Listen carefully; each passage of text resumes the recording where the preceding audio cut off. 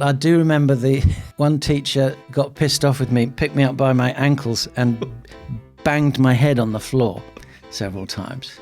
Those were the days. So were any of the Fast Show characters in particular, do any of them kind of trace back? Well, Ralph goes back to me as an awkward, shy teenager trying to chat up the girls at discos. So, yeah, I just channeled that.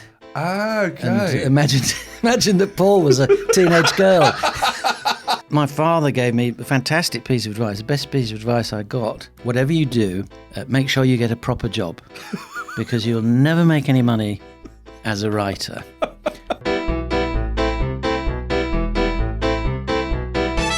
Today's class clown is a pioneering British comedian and best-selling author who co-created The Fast Show. He wrote the Young James Bond novels and has just published a brand new history book in collaboration with Jim Moir, aka Vic Reeves. Today we dig into the childhood of the man behind iconic characters such as Swiss Toni and Lord Ralph. This is, of course, the fantastic, the brilliant Charlie Higson. Enjoy. Before we jump into this week's Class Clown, just a quick pause to let you know today's episode is sponsored by Surfshark VPN, your passport to safer browsing, better deals, and way more streaming content. I'll tell you about an exclusive offer later on, but if you want it now, the link's sitting right there in the episode description. All right, let's get stuck in. Well, look, Charlie, thank you for joining me. Well, I thank you for having me, Sean. Yeah, it's a great pleasure to have you here. And I suppose... You say that now. So, yes. Can we cut this short? Just to start at the very beginning, I suppose, and where you grew up. Yeah, well, I was born in Frome in Somerset, but we didn't live there very long. My father was an accountant, and he moved around a lot because he would be work for different companies as the company accountant. Yes. So he moved around quite a lot, and then I was most settled. Moved to Crawley when I was about 5 in Sussex, and I was there for about 5 or 6 years, and then moved to Sevenoaks in Kent. You were only there, I suppose, for 5 years, but do you think 5 years in Crawley had any impact in terms of who you are? I mean, how do you say of all the things that happened to you, what shaped you? Nature, nurture, absolutely, whatever. I mean, I had a fairly settled childhood. My dad, again, was an accountant. I think by then he'd started to commute, so he was commuting up to the city. My mum did a bit of teaching, I guess what would now be called special needs teaching. Right. Going into school, so she wasn't like a permanent full-time teacher. Yes. And it was just, it was just a very ordinary, unruffled childhood, really. And what were you like as a child? I was quite shy, but not to the extent where I was sort of, I socially excluded myself, as it were. I had school friends. I mean, I had 3 brothers. I was a third of 4. So I was sort of that position in the family where you just get on with stuff, You're not the first child who has to bear the brunt of it, or the second child who has to deal with being a second child, or the youngest who has to deal with being the youngest. So I just sort of fit it in and get on with stuff. Oh, that's quite nice. So I was quite happy in my own company. I used to write a lot and draw pictures a lot, and to live in my imagination. When did the writing come from? Reading, parents reading to you, or anything? Yeah. The parents read to me. I loved books. I loved reading, and I loved the idea that you could make your own. That you could sit down with a biro and a A4 piece of foolscap and make up a story and create something that hadn't been there before. And create characters and worlds and stories, and I just thought that was a kind of magic, really. Do you remember what it is? Do you remember any of the types of things that you were writing at the time? Well, when I got a bit older, around about 10, I was sort of basically, if I read something I liked, I do remember writing and illustrating a little book, which is essentially Winnie the Pooh. Right. Yeah. But with the characters slightly changed. Just a blue top. Instead of jam instead of honey. It was pretty much along those lines. Because what else are you going to write about? You haven't really got much experience of the world. Yes. And I suppose I could have written about my own life and going to school, but that seemed very dull. Yeah. Much better some talking animals living in a wood and having adventures. Yeah.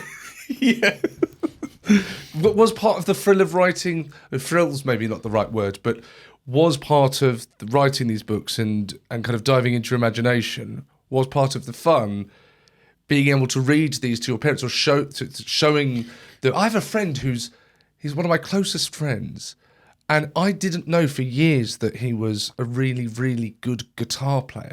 None of us knew, because he found the joy was in playing the guitar, and actually there was nothing of value to him of showing that to anyone. He still doesn't show anyone. He wasn't the irritating person who'd turn up to a party with his guitar. He was absolutely the opposite of that man. No, I can understand that he just enjoyed the making the music. Yeah, absolutely. And is that the same for you when you were a child, or was it the excitement? I think my parents liked it. You know, they were classic sort of proud parents, I suppose. And because I would, I'd get an exercise book and I'd make a cover for it and do all the illustrations and stuff. So yeah, I mean they were encouraging. Yeah. Yes. And later on, actually, when I was about 16, my father gave me a fantastic piece of advice. The best piece of advice I got was it's a time when you're thinking about your future and what you're going to do. He said, "Well, look, you really enjoy writing. You're good at it. It's a great thing to do. You'll always be able to do that. But whatever you do, bear in mind he's an accountant. Make sure you get a proper job, because you'll never make any money as a writer." And the reason that was such great advice was because as a 16-year-old, you completely ignore everything your parents say to you.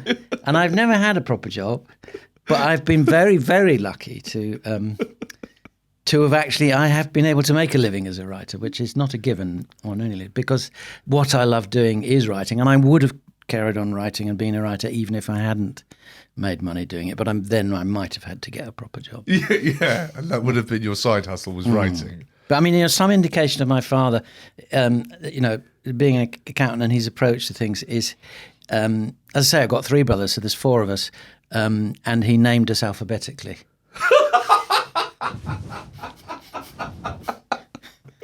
Okay. So my eldest brother is Andrew, and then there's Barney, then there's me and Dan. That's fantastic. But I was actually never called Charles or Charlie when I was a kid, because I think he had to call me Charlie so it would fit in alphabetically, but obviously didn't like the name.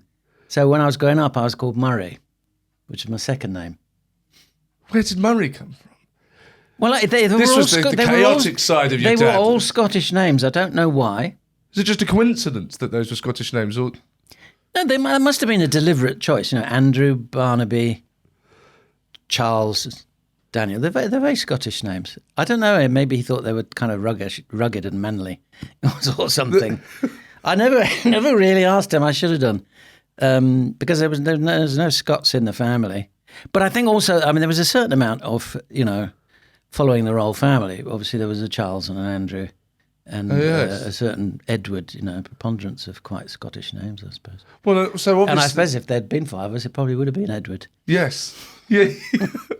So that kind of interest in the royals then is obviously was passed down. Has that come directly from? I don't think so. I never thought of it as a child, but I mean, I may well have. Surely too much of a coincidence. I may well have been named after Prince Charles. Yeah. But only because it fitted alphabetically. Yes. Well, I think you got the lucky straw there. I think you're lucky with that. So yeah, I only started being called Charlie in my 20s. Oh, so you were just Murray throughout? Well, no, because when I went to university... There's another name? Yeah, when I went to university, because, I'd been living a fairly ordinary life near Sevenoaks, I wanted to make myself seem more interesting and exciting, so I made up a nickname. And I went to university, and so I said, "Oh, hi, what's your name?" And I said, "Switch," expecting them to say, "Fuck off, that's not your name, you're called Murray." I said, "Oh, hi, Switch."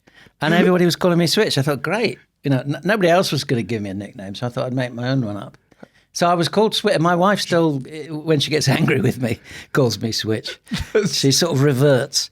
And some people, people I was at university with think of me as Switch. Right. So Switch kind of faded out after uni. That didn't carry on. Well, what happened was you don't want me to start calling you Switch. No. No, you prefer no. Okay. But if I get angry with you, yes, in the next hour, no. Well, what I'm going to say, I was in I started a band when I was at university. Yes, the second band I started called the Higsons, and originally I was called Switch, and that's what I was credited as on the record sleeves and whatever. But when the band found out, I was the singer, and when the band found out that my real name was Charles, although I'd never been called that, they for some reason thought it was very funny to start calling me Charlie. Right. I think they were sort of slightly, but all bands basically hate their singers.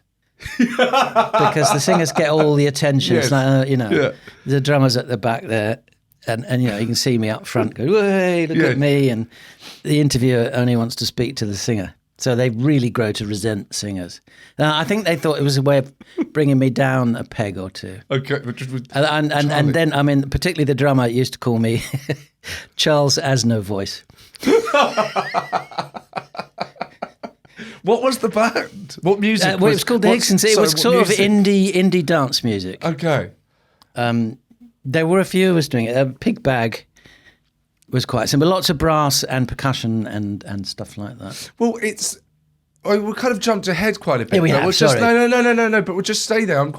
There's quite a big jump from a young boy that's writing stories and kind of going, I suppose, inward to to write, and it's quite an introverted thing to do, to being the front man of a band. And how have you gone from? You mentioned earlier being perhaps a shy boy who's hidden. Yeah, I think quite a lot of shy people become performers, or maybe I should say quite a lot of performers are shy. There's a lot of actors who are very shy. Yes, and which is why often actors make terrible guests on chat shows, because all they can talk about is the roles they've played. And they had nothing to do with creating them. But sorry, I've gone off at a tangent. But I think it is because as a shy person, you can pretend to be other people, and it's not yourself. People aren't scrutinising you as yourself. Yes, it's like you're Hamlet or whatever. Yes. Not that I've ever played Hamlet, but obviously on something like the Far Show, I'm playing lots of different characters, and. And again, I think shy people. I found it much easier to be on stage in front of 2,000 people or whatever, than sitting down in a small social group where you can see the whites of their eyes. Yeah. So it's a way of coming out of yourself and pretending to be something. Because even as a singer, even though it's theoretically Charlie Higson singing, it's a performance, and you are playing the part of a singer in a band. And the most successful bands are those in which the members of the band, particularly the lead singer, can create a sort of godlike persona for themselves. Yes. Yeah. And even, I think, sometimes to an extent, stand-up. Did you ever do stand-up? I never did. Not stand-up. Again, that would have been too exposing, because that would have been me, Charlie Higson. Although, as you say, you create a persona. There's a persona, and the persona, the difference, I think, between a persona and a character is the persona is carved out of who you are, whereas a character can be carved out of anyone. A character can be carved out of someone. But even so, I think all actors will put quite a lot of themselves into any character that they play. Yourself included, with the characters from, say, the Far Show. Well, Ralph goes back to me as an awkward, shy teenager trying to chat up girls at discos. Oh, right, I had no idea. That's essentially what it is. My inability to know what to say or how to behave or. Right. So, I just channeled that. Ah, okay.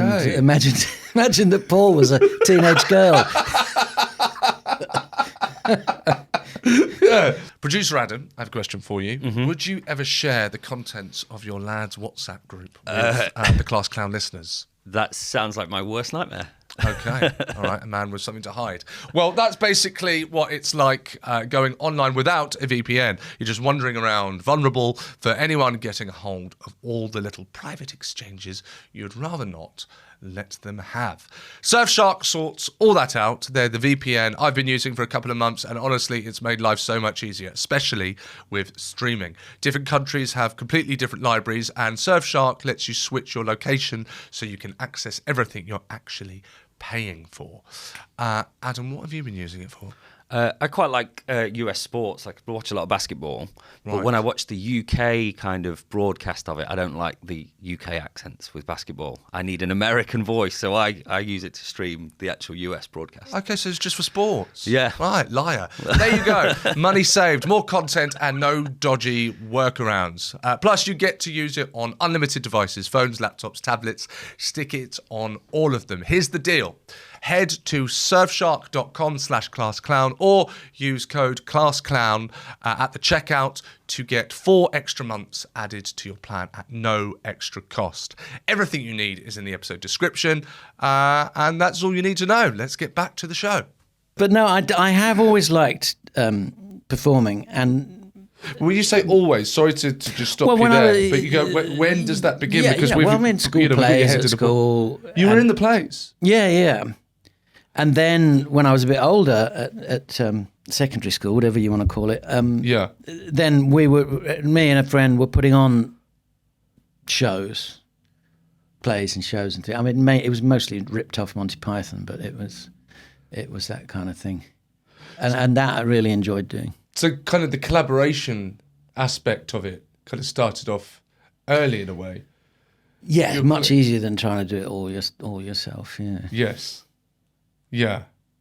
Because sometimes when I speak to stand-up comedians a lot, and obviously that's much more isolating as a job. It is, and I think it takes a very special person to want to do that in the first place, and to be able to cope with doing that.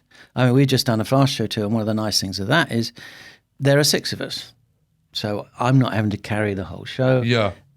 When we come off, we're in a social group, but talking to Simon Day about, he obviously goes out and does solo stuff quite a lot. Yes. And the sort of misery of coming off stage, and what do? You get back in the car with your tour manager if you've got one, and have the same conversation that you've had every other night. I had to hide yesterday. I came out of the stage door, and the whole audience were going out, and they were walking past my car, and for some reason I just find there's something really crushing about just watching someone get into their car. Because you're on stage and you've got the lights and you're performing, and then you're just getting into a car. And I've only been driving for a few years, so I'm not a very confident driver. I thought, they're going to see me reverse. I'm not going to be able to do this. So yeah, Is he going to drive in a funny way? Yeah. Like Mr. Bean. Yeah. Well, that's true. I had exactly the same experience. We did a few days at the London Palladium. And you're going to again in January as well. Yes. But they're probably sold out. And there, you're on stage in front of, I don't know, what is it, 2,500 people there or whatever. Yeah. And I actually open the show, I go out, and they're all cheering and clapping and laughing. And, there I am in the spotlight on the stage, and we do this big show, and everyone is into it, and you come out the stage door and you sign your autographs, and you take 7 paces down the road and you have disappeared. And I was just going and getting on the tube and going home. Yes. But I know I'm sitting on the tube, looking at my phone like everyone else. Nobody is clapping and cheering and waving at me and asking for my autograph. And I'm an ordinary person. No matter how much you beg. Please, come on. Don't you know who I am? But and you are, because you are an ordinary person, and everybody is. No matter how famous you are, you're still a person. Yes. But it's a weird experience. So I know exactly what you mean by that, about getting in the car. It's so vulnerable getting in a car. Well, I'm just, I am a normal person, and it's good to remember. And and it's funny because often I don't get recognised very much, but if I'm out and about with, say, Paul Whitehouse, he's recognised all the time. And so often, I don't know, it would be in the motorway services or something, eating a sandwich. So, my God, like, what are you doing here? Well, you think, I'm living my life. What do you think I'm doing here? Yeah. But it's as if, famous people, you must have just swan about on luxury private islands. Yes, yeah. But even Tom Cruise has got to think, when he's hanging out during the day, I'm just an ordinary person. Well, do you know what? I think I think the service station, obviously I spend a lot of my time Yes. in service stations. Service stations are one of the few, I think, great levelers in life, because there's no first or business class service station. It doesn't matter what you earn, who you are. You will have to stop for a win, Yes. and you will have to go. You have to stand at the urinal with Yes. all those people, and that's the urinal. Whereas airports, you can get, you'll have your speedy access ticket into a lounge. But there's no. I think I've thought of two. It's service stations and zoos. You have to take your children to a zoo, and there's no way around that. There's no special zoo. Do you not book the whole thing out and for the day, like Michael Jackson at Disneyland? Yes, my career hasn't gone the way I would have liked. But yeah, well, children again are a leveler, because I didn't send my kids off to posh private schools. We just went to the local schools, and again, you got to get up, you got to make them breakfast and get them to school, Yes, and then you think, well, I'm plugged into. This is what ordinary people do, and I know it is only for those few moments where I'm on stage at the Palladium where I don't think this is ordinary kind of thing. Yes, yeah. That, the reality is who I am, not the person on stage at the Palladium. Well, do you know what? Because I was having this conversation with, do you know Mark Steele? Yes, I met him a couple of times. Yeah. So I'm good friends with Mark, but Mark happened to be on this as well, and we were talking about that point of when you first, as a stand-up at least, when you get on stage, often you're running away from something. you get on stage, and to the audience sometimes it's this, oh my God, how have you got the guts to get up there? But as a stand-up, you're often thinking, oh, thank God I'm up here. It's safe up here.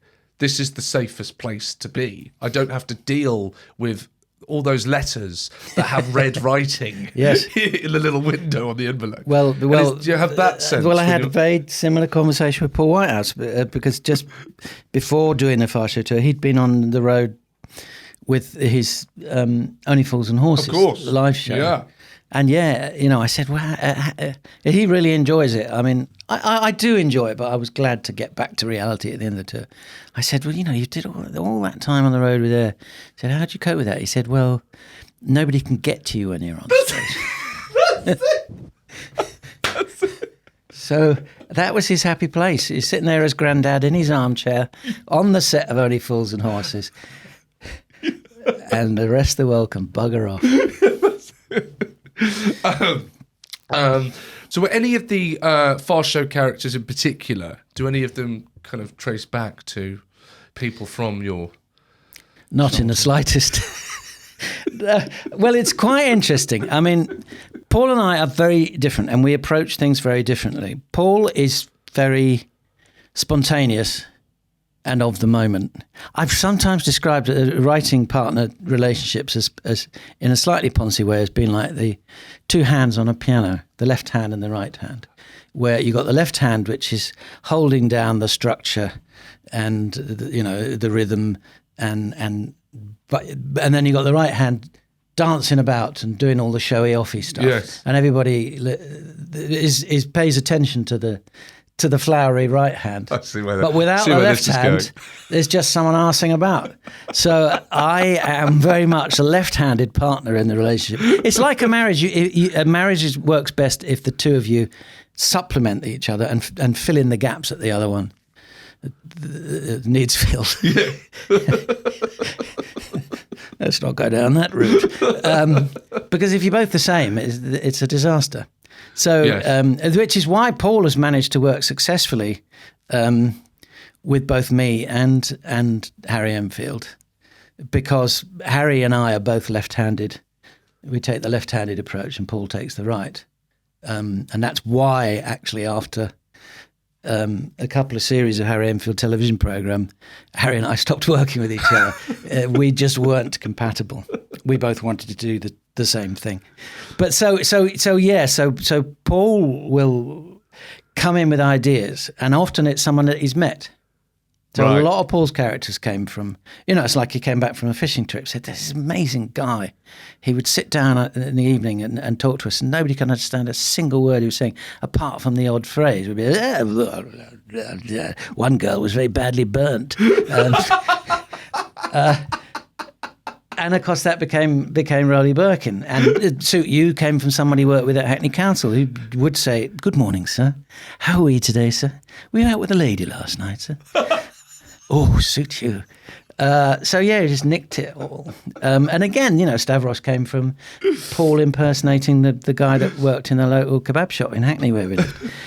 But my Like Colin approach, Hunt. well, yeah, that's me really. I mean.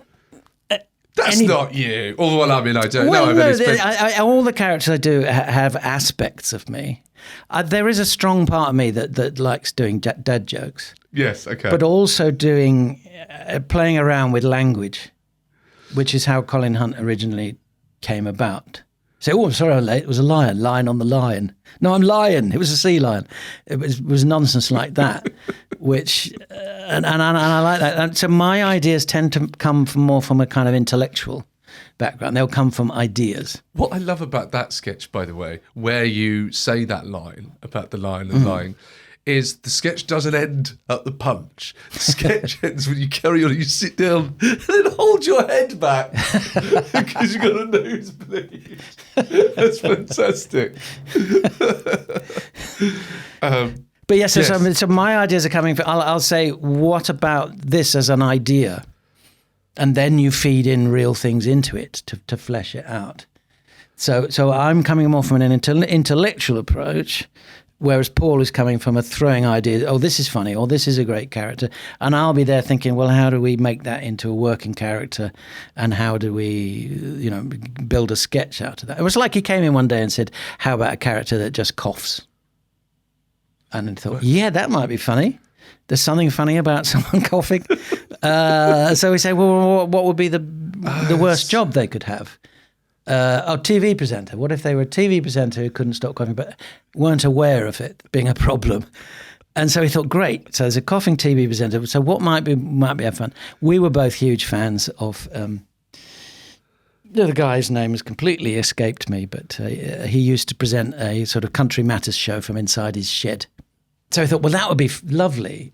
He's there, he's trying to tell us about all these interesting things from the countryside, but he can't stop coughing.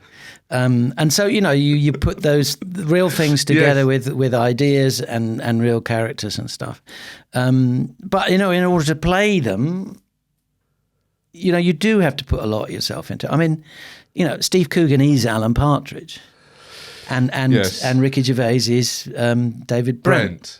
You elaborate on it, but you can't be that good at playing a character like that unless you are drawing on something from within. So I mean, if I do Ted and Ralph that's me being shy, trying to chat up a girl at a disco when I was a teenager. Swiss Toni, that's me being able to play someone more extravagant and outgoing than I am. Yeah. And Colin Hunt is me, making up crap jokes for the kids. Okay. And and Bob Fleming is me coughing. So I did used to have quite a persistent cough, Right. which wasn't made any better by doing Bob Fleming. So I mean, characters come from all over the place, but certainly my approach to things tends to come more from the mind. And Paul's comes more from the heart, I suppose. And that is the perfect team. Yes. But the thing, I've gotten such a long way around to get to this question. Oh, which right. was It better be a good one. Yeah. Well, I don't know about that. Let's lower expectations quickly. Where you've worked with the Fast Show, and you're obviously always collaborating. At school, did you have a kind of group, one particular group of friends, or as often is the case with stand-up comedians, is they're kind of always in between groups. They don't tend to have like one group. Right. They kind of don't fit in with the. No, I didn't really. I mean, I had one or two very close friends, and hung out with them mostly, and then a sort of larger, looser friendship group. But there tended to be a couple of people who we probably weren't swimming in the mainstream, as it were. Yeah, underground. But actually, the main thing and the most formative part of my school time was the art department. I went to the school in Sevenoaks called Sevenoaks School, which is a fee paying, but I was clever enough to get in on a scholarship. But it was very progressive. It still is. And it had an amazing art department with a brilliant art teacher called Bob White. And that's pretty much where I spent all my time. Was in the art department. I'd be going there at lunch times and, even often at the end of the day. And, I learned more in those art classes than in any other class, because Bob White, it wasn't just teaching art, it was teaching, how you look at the world, how you think about the world, how you represent the world. Can you remember anything in particular, the kind of things that he was saying? Not a thing.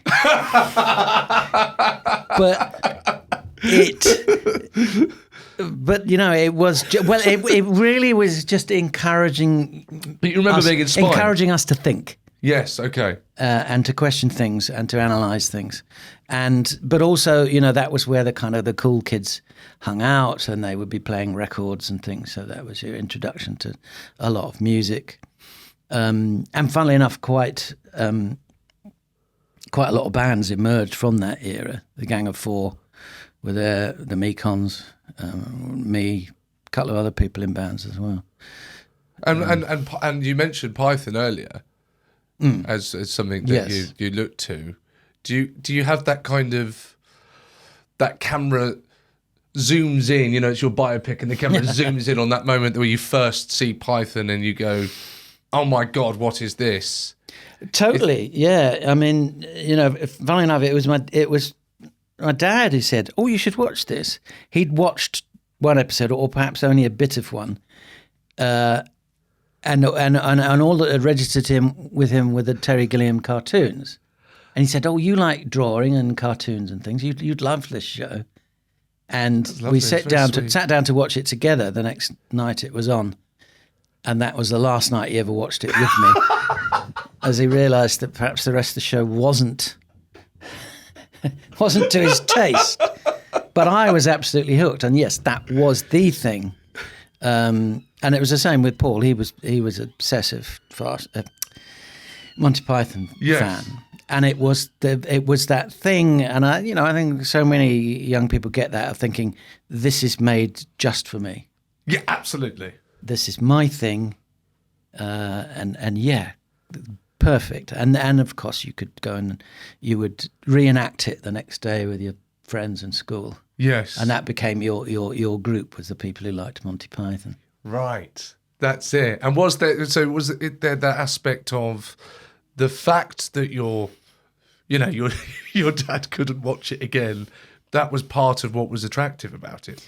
Yeah, well, there were shows that you loved to watch with your parents. Like Dad's Army, Morecambe and Wise, whatever. And then there were the shows that you thought, well, no, this is my thing. This is what I'm going to watch by myself. Well, Morecambe and Wise. And things like Dad's Army, do you think where you know that you grew up watching those, that actually no one else might be able to see this, but for you there are traces of those shows that you grew up watching in what you do? Well, not particularly Morecambe and Wise, but certainly Dad's Army in terms of character comedy. Yeah. Because, basically they created a fantastic bunch of characters and they didn't have to have much story. And in fact, towards the end, where they perhaps went on too long, the stories became more elaborate, and you think, well, it was all a bit silly. I don't like that. What I like, and I think what everyone loves, is they're all on whatever you call it, on parade in the village hall. Yes, and it's just them standing there, and you've got these great characters, and you just enjoy the time with them. Each one, how they're going to react to things happening. Yes. And they do. And when you've got that, I could just watch them on parade for like 3 hours on a trot. But yes, that lovely thing where you've got characters that are so strong, and that they all have their way that they will speak and react and interact, and they'll always be true to that. So that was big influence on me. Monty Python was something that we loved, although actually not much of sort of Python-esque humour, or whatever you want to call it, did make its way into the past show, because they didn't tend to do many repeating characters. And we didn't do that, for want of a better word, surreal or silly humour, or whatever you want to describe it. But but that idea of a team of performers who all have very strong personalities and are all writing and performing in their own way, that influenced us. But I was equally influenced by Dick Emery and Benny Hill, right? The character stuff that he did, particularly when he started. He was a brilliant character comedian. It coarsened and got quite lowest common denominator as it went on. But that's when I started enjoying it. Yes, chasing young women around when their clothes falling off. But the idea of those regular repeated characters, again, you come on, you're waiting for the catchphrase, the things that they're going to say, and as the same with Dick Emery too, and so it was always character comedy that both Paul and I really responded to and really loved, and that's a great tradition in British comedy. You go back, you look at the Ealing films, the Carry On films, the music hall acts, where a lot of those were character comedians more than the sort of American patter comedians or stand-up comedians. And were you at in terms of timeline? Were you at secondary school when these shows were? Yeah. When you were consuming these shows. Yeah. So through the late 60s through the 70s, yeah. And was it something that, were you watching this and was there a voice in your head whilst you're watching this of you could do this? No. Nobody thought that I knew. TV was made by other people. Yes, yeah. And we were not a showbiz family, they didn't teach media studies and things in school. Yes. Although the art department did have a little TV studio and we did film some bits and pieces on that. But never thought, this would be my career. I did think I could be a writer. But there was no, in the 70s, there wasn't an easy access or an obvious route into TV. I mean, the difference was, obviously, the likes, if you're Oxford and Cambridge, is the footlights and the comedy, and there had been a strong tradition of people from there going into the media in one form or another. But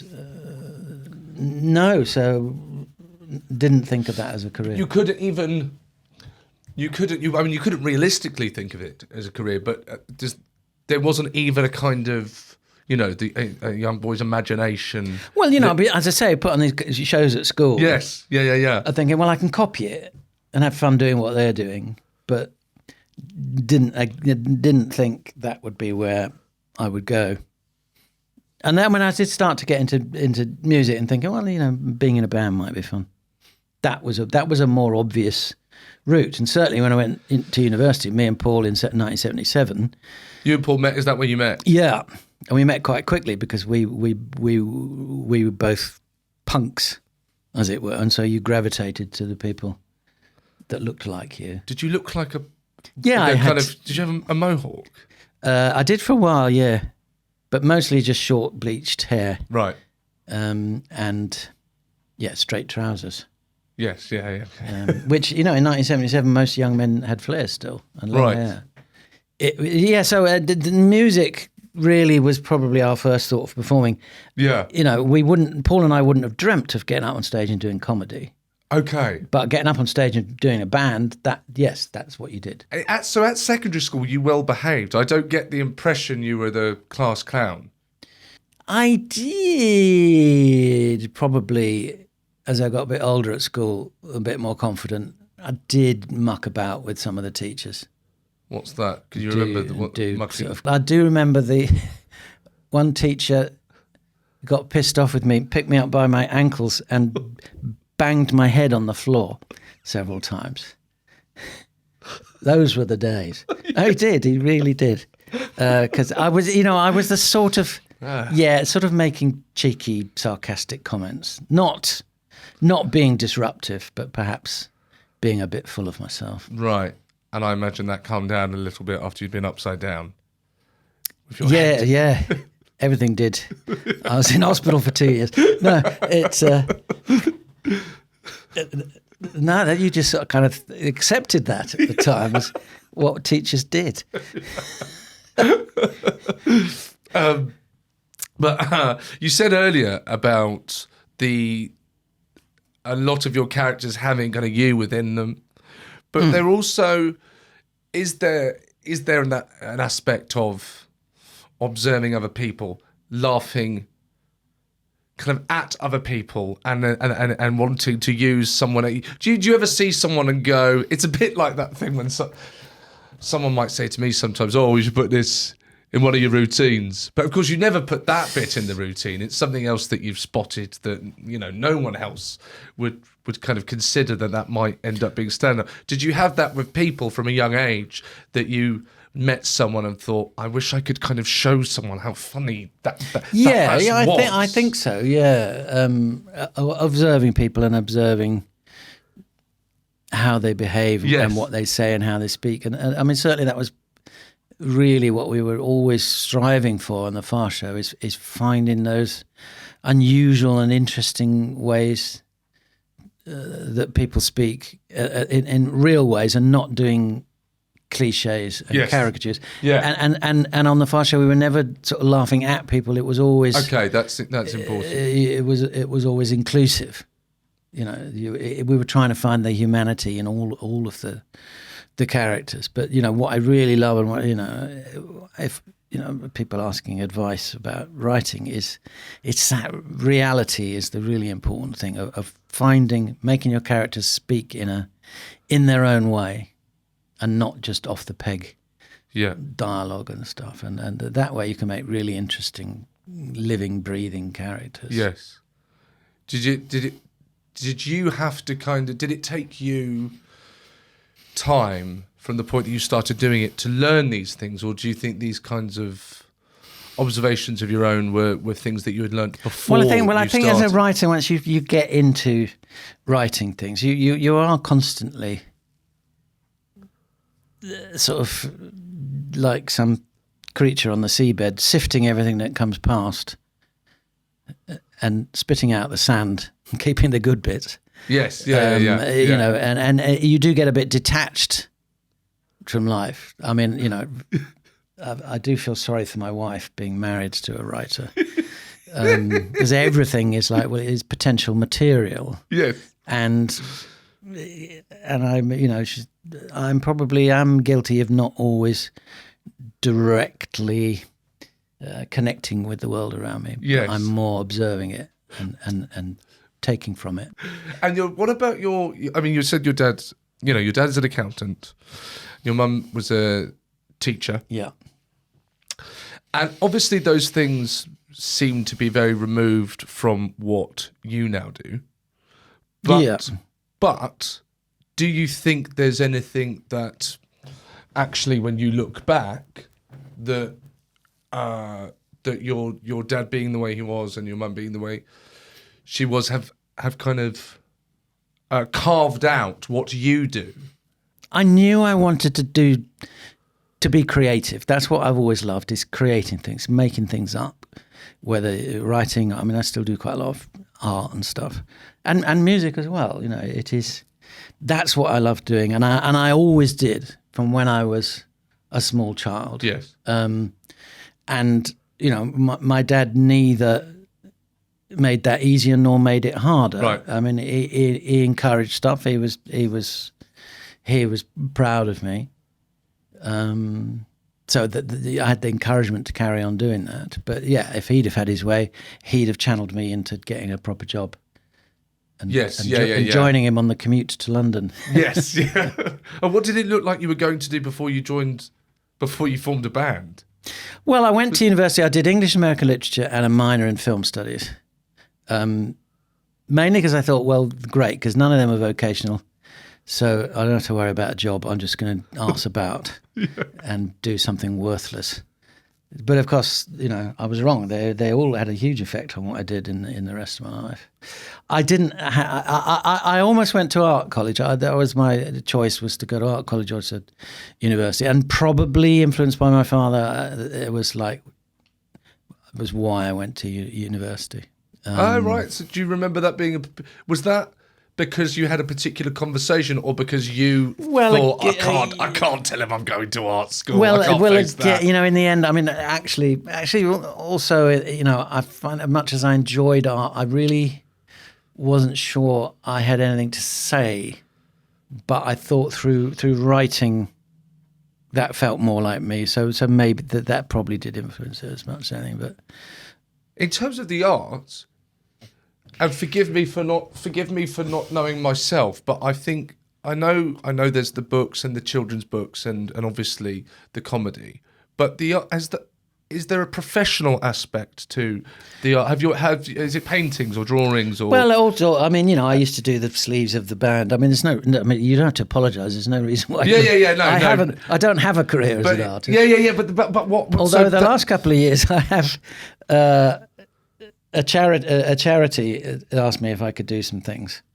It was painting on envelopes, and I did some quite nice landscape watercolours, and then scrawled black over them. black. And they sold for phenomenal amounts of money. Oh, fantastic! So if things go tits up elsewhere, I might start a sideline churning out disfigured watercolour paintings. Oh, great. But no, I mean... Outside underground stations, you could do that. You'd be one of those people selling... Is that Charlie Higson? Goldhall Road Tube Station. But was it nice to have something...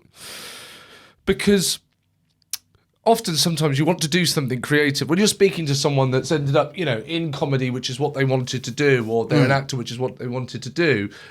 Parts of, perhaps, not always, but a problem with that is that that's what you wanted to do. That was the thing you used in your life to kind of escape reality. But now you've made that your profession, so now you can't escape to anything else because this is the job. So was it nice to have art? Was it nice to have something that was still not part of your career? Yeah, I do think that's important.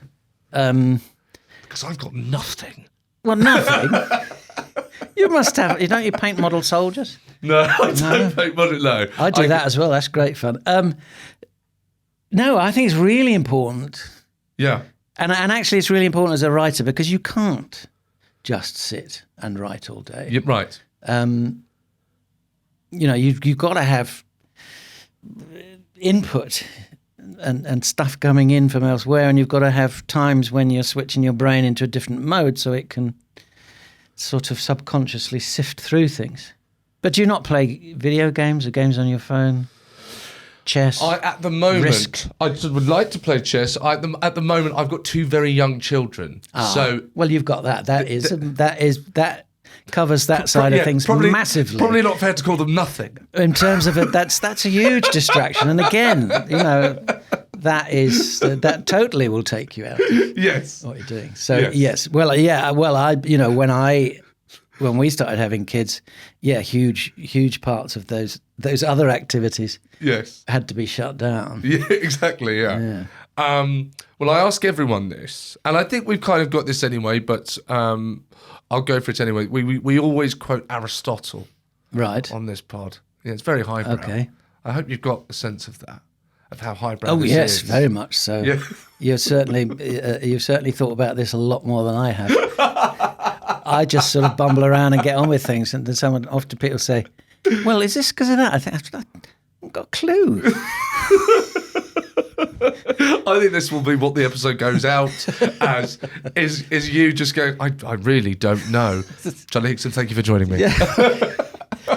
Well, it's true. Well, sometimes they say that about comedy, isn't it? Oh, you should never deconstruct it and work out why it's funny because you might never get the parts back together again and you'll never be funny again. Yes. Aristotle says, give me a child until the age of 7 and I will show you the foundations of the man. I think broadly speaking that is true, but obviously there are huge things that can happen in someone's life that can completely change them. Of course. And alter the course. Mostly, if traumatic things happen. Yes. But but if you separate everything out, I probably lean more towards nature than nurture. Okay, fine. Well, thank you. I before we go, because we've not touched on it, and it would just be nice to know, when did the jump from the band to comedy first happen? How did that come about? Well, I'd say I met Paul at university, Yes. and we became good friends very quickly, and we made each other laugh. We're very, very different personalities on every level, which is probably why we work well together writing comedy. So we're coming at it from such completely different directions. And we always made each other laugh. We didn't have any delusions of going into comedy and making comedy. Also at university, we met Vic Reeves and Harry Enfield. They weren't at university, but friends of theirs were. Right. So, that sort of set my future path. Through the 80s, as I say, I was in the band. Paul was working mainly for Hackney Council and then became a plasterer. But we remained friends with Harry and Vic Reeves, and started doing bits and pieces live with Vic and Bob on the big night out before they were on the telly. But Harry was always very, very ambitious and always wanted to be on TV. That was his plan. He was doing characters live. He started doing voices on Spitting Image, went from there to do Stavros on Saturday Night Live, and then Friday Night Live as it became. And at which point, Paul and I had been doing stuff with Vic and Bob live. What were you, just the kind of the side characters, or? Well, the big night out, when they did it live, they'd do a run of about 6 weeks, I think, and it would be like three-hour show and a new show every week. But it was based around repeated games and routines. So there'd be Novelty Island, there'd be Judge Nutmeg would be judging someone, they'd sing songs, and they needed people to come in and do bits and pieces while they were changing characters or whatever. And, and we would turn up and, sometimes it'd be, what do you want us to do this week? Sometimes it was, what do you want us to prepare for next week? So we did acts in Novelty Island and various other things. Right. So it was arsing about, and there was no one else doing anything close to what they were doing, particularly doing that whole big, it was Vic Reeves' big night out, a sort of parody light entertainment evening, and so we did stuff with that, and Paul was always doing characters and voices, and Harry basically just nicked them all. The Stavros, that was a Cockney Greek character that Paul used to do. And then Harry asked us to come in and write Stavros with him, and then we created Loads of Money together. Yeah, right, okay, and I see. That's when it kind of took off, was on the back of that. There was TV people were saying, oh, well, please come and write something for us. So how long was it before you ended up from the start helping out with Vic and Bob to working within the TV industry? I kept doing the band till about 1986, and then I became a decorator, and it was through that period from then on that we were doing more and more stuff with Vic and Bob and with Harry. And so it's basically by the time they get to TV, you kind of get to kind of go in the door with them. Yes. True. Oh, fantastic. Yes. Yeah. Riding on their coattails. Yeah. And again, it wasn't a career path thing. And, the first TV we did was Stavros. And, it was live. So you'd write it during the week and you'd go down to the studios, get pissed on the Saturday night or the Friday night, whenever it was. And it went out to the nation. And And particularly, when we did Loads of Money, that became so huge almost overnight. It became a sort of national sensation. And it was doing stuff live like that. It's not really how TV normally works. No. But as I say, we'd be writing it in the week, it would go out in the weekend, and it would be in the tabloids the next day. Paul never really saw himself as a writer. In some ways, he still doesn't. I mean, although he, obviously he's written a huge amount. Yes. But he essentially said to me one day, "Look, Harry wants me to write comedy. I don't know how to write, but you've got a word processor. Let's do it together." And that was it. The start of a beautiful relationship. Yes. You mentioned Vic Reeves, Jim Moir, but he's done the drawings. He's done the illustrations for your new book. Why didn't you just do them if you could draw? Well, what's happened there? I had a go at doing a couple, and they were okay. But I always wanted from the beginning, I wanted the book to have a very strong visual identity. And I thought, no, it needs to look like a thing, and the illustrations need to complement. Because I'm not a historian. So it's a history of the monarchy, because I think it's just an amazing... I'm not a podcaster, by the way. It's fairly clear. No, so I came to the history of the monarchy because it is an extraordinary story. I came to it as a storyteller, not as a historian. I haven't done any original research. I just think this is you can follow the story of this family from William the Conqueror right through to Charles III. It's a family saga about an incredibly dysfunctional family. But you can follow it from generation to generation. And through doing that, you get an overview of English history. So I thought, I really want to tell this story. But it's me. It's in my voice. Yes. It's not a comedy book as such, but it is Charlie Higson telling you about history. And I wanted illustrations that would complement that someone would have their own take on things. And me and the publisher were talking about all these people, and suddenly one day I thought, well, of course it's got to be Jim. Yeah. It'd be absolutely perfect for this. But you've worked with him, so he won't do anything he doesn't want to do. No. And he needs to be excited by something to do it. So he could easily have said, "Oh, I don't fancy that, Charlie." But luckily, he did. He was well into it. The first couple of illustrations he sent, he said, "Is this the sort of thing you want?" And he was thinking, "Oh, it's a history book. I'd better make them a bit serious." And I said, "No, Jim, no. If I wanted that, I'd hire someone. I want your take on these characters and this history and these events." And at that point, he really had fun with it and has done some amazing illustration. And he's done exactly what I want, is given an identity to the book. And the book is out now? The book is out now, yes. When is your podcast going out? Next Monday. Great. So I can say that it's the perfect Christmas gift. It's the perfect Christmas gift. You could we'll put a link in the episode description so that they could just tap the link and they can get to the book instantly. Brilliantly. You will have to tell them what it's called. Well, it's called Willie, Harry, Stee, which is the same name as a podcast, which I did first, which I still do. Which Willie, Harry, Stee, it's a mnemonic I learnt at school, which is a way of remembering all the monarchs from William the Conqueror, the first Willie, right through to Charlie at the end. Yes. My namesake. Yeah.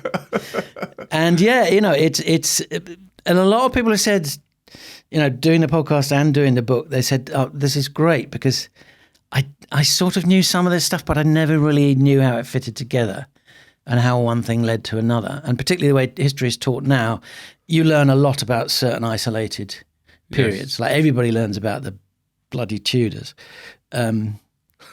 But, they don't know how you get from the Tudors to Queen Victoria or whatever. So it makes sense of everything, I hope, in a clear and concise and entertaining manner.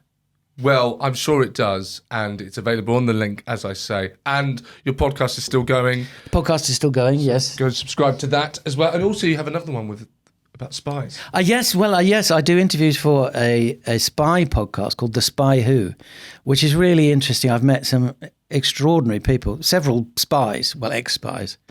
And, to be able to talk to these people about their lives and what it was like doing what they did is amazing. So look out for that, The Spy Who. Yes, Spy Who. And, look, thank you for taking your time out of all of those different ventures that you have going on to come and do this. Thank you, Charlie. Well, thank you for having me, Seann. Pleasure.